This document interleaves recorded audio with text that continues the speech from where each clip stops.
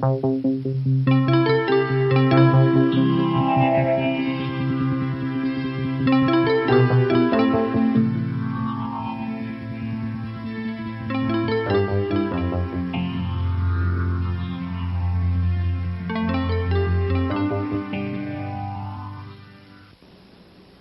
and welcome.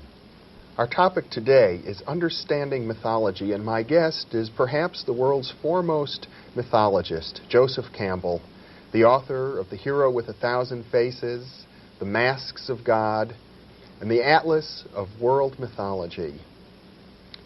Welcome to the program. Thank you. It's a pleasure to have you here. You, in your approach to mythology, you've come to take the view recently that mythology stems from the human body itself, from our own experiences, that every mythological story or experience comes from our experiences as human beings in a physical body. Yeah, I would think that would be quite contrary to an earlier idea that mythology is pretty much the product of fantasy or imagination. Fantasy and imagination is a product of the body. The energies that bring forth the fantasies derive from the organs of the body. The organs of the body are the source of our life and of our intentions for life, and they conflict with each other. Among these organs, of course, is the brain. And then you must think of the various impulses that dominate our life systems. The erotic impulse, the impulse to conquer and conquest and all that, self-preservation, and then certain thoughts that have to do with magical imagery is to harmonize them, coordinate the energies of our body so that we will live a harmonious and fruitful life in accord with our society and with the new mystery that emerges with every... So in a sense, behind every fantasy, behind every mythological story, there is some type of a deeper truth about life. Well, yes, a mythology is not just the fantasy of this, that, or another person. It's a systemized organization of fantasies in relation to the values of a given social order. So that mythologies always derive from specific social environments. And when you realize that every one of the early civilizations was based on a mythology, you can realize the force of this great, great heritage that we have. A crucial problem today. Every mythology, and by mythology I include religions, every religion has grown up within a certain social order. And today, units of religion thinks it has all the values on its side, and it doesn't know how to open up and recognize those are human beings also. Their particular God is the one God, but it's the only one. I think one could say there are two main types of mythology. There are mythologies like that of the biblical tradition, which have to do with coordinating the individual into a group. He is a member of that group. He is baptized or circumcised or whatnot into that group. And that is his realm of compassion and sympathy and aggression he projects outside of that group. There's another kind of religion which grows out of the emotional life of the natural order. We are nature beings, after all, not members of a society primarily. And such religions as that of the Dionysian religions of ancient Greece. And Hinduism is full of this. And all the religions that have to do with meditation, they're coming over here now from the Orient. And I suppose the shamanistic traditions. They're simply projections of human potentialities. They're not out there. They're not out there. They're in here. That word, the kingdom of heaven is within you, is a good word. And who's in heaven? God is. So where is he? Look in here. You have two kinds of religion, that which is addressed outward like that, and that which is turned inward here. I've noticed, though, that there seems to be, the boundaries seem to be becoming more and more fuzzy in today's world. for example, the TV evangelists all the time seem to be talking about God speaking inside of them and to the people and the viewers. Well, good for them. I haven't heard them, and that's not the message I've heard when I have heard them.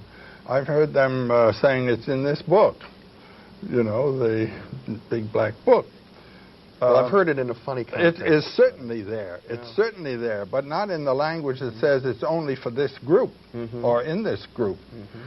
I've been interested all my life in what we might call comparative mythology. Yes.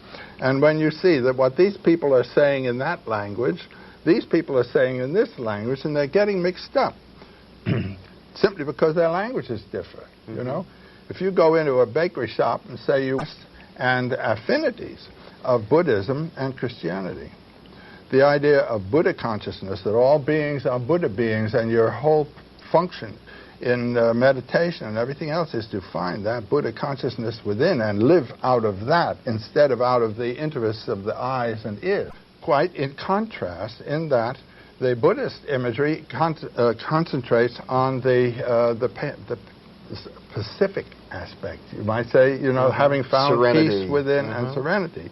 Whereas the Christian with Christ crucified concentrates on the heroic attitude of living life which is tearing you apart and finding the one within you in the midst of the turmoil of the world.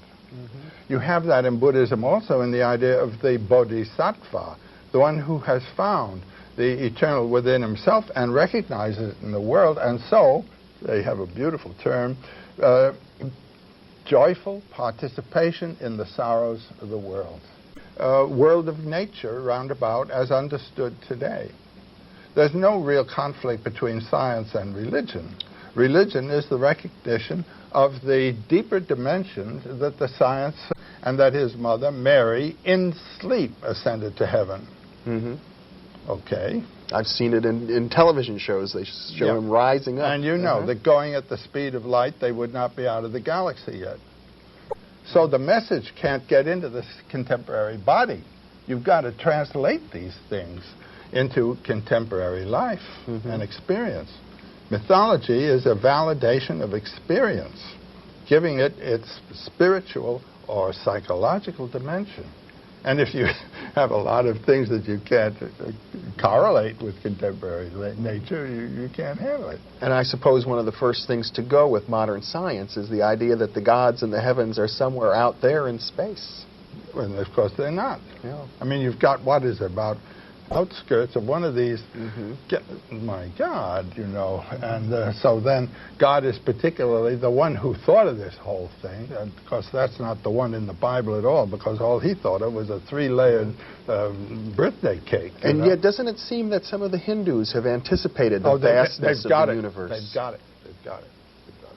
Not only that, but they've got the cycles of the coming into being of stars, and they're going out and grandeur. We've got a cosmic cycle of about, what it would be, about 12,000 years. This is ridiculous. Aren't somehow evolutionary precursors of what we might become, that the myths are guiding us into our future? Well, insofar as they reveal potentialities of the human spirit, they are prophetic. Because I think the human spirit... It's ironic that as we seem to be getting in touch more as a culture with our deeper powers, we're also confronting deeper challenges. That's right, and I think they'll probably be worked out. One would have to assume, though, if we're to solve the problem that's confronting the world today, that we will develop a new mythology, that the old myths are no longer serving us. There are two things that has to happen. If you're going to have a mythology, don't have a mythology for people recognizing the humanity of a person on the other side of the tennis net. You know, it's just... So it'll come, but it isn't here. I've often wondered if some of the notions coming out of quantum physics, such as quantum interconnectedness, don't express that. They do. I mean, but you find all kinds of suggestions in the one world of physics. And boy, you can translate them right into Sanskrit without any trouble. The Hindus have the whole thing already. Today, in the way of illuminating the mind, to go back to something that's 4,000 years out of date in every sense whatsoever. In the sense that these myths are based on our bodily experiences, and our bodies they haven't are, changed. but they have been translated into the culture, into a local commitment. Mm-hmm.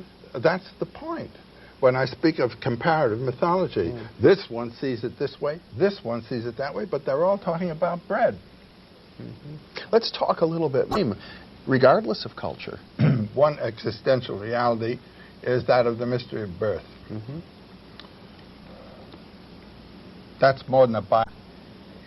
Every culture, everywhere, forever, has had to bring that little nature phenomenon into our society, our way.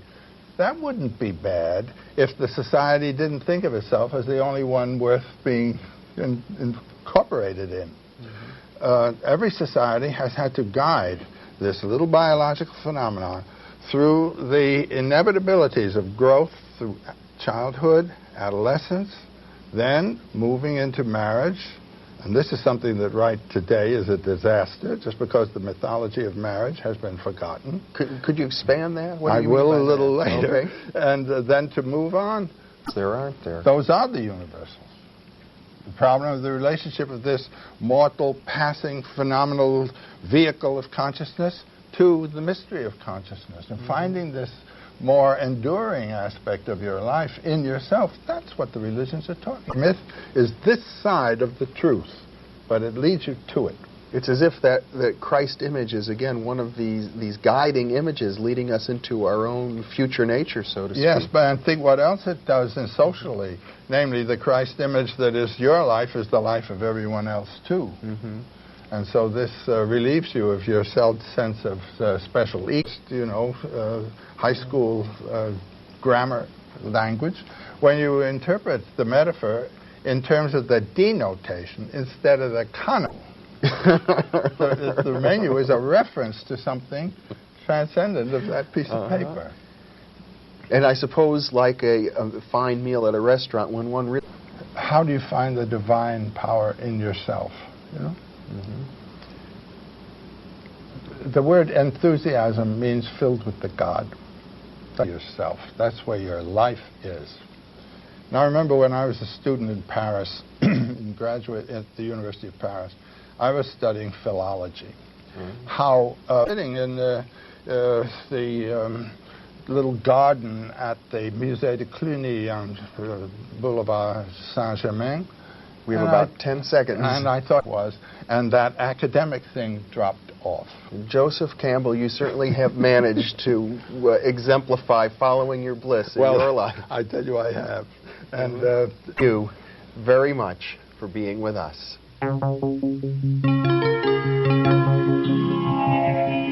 This has been Thinking Aloud, a production of Spectrum Foundation.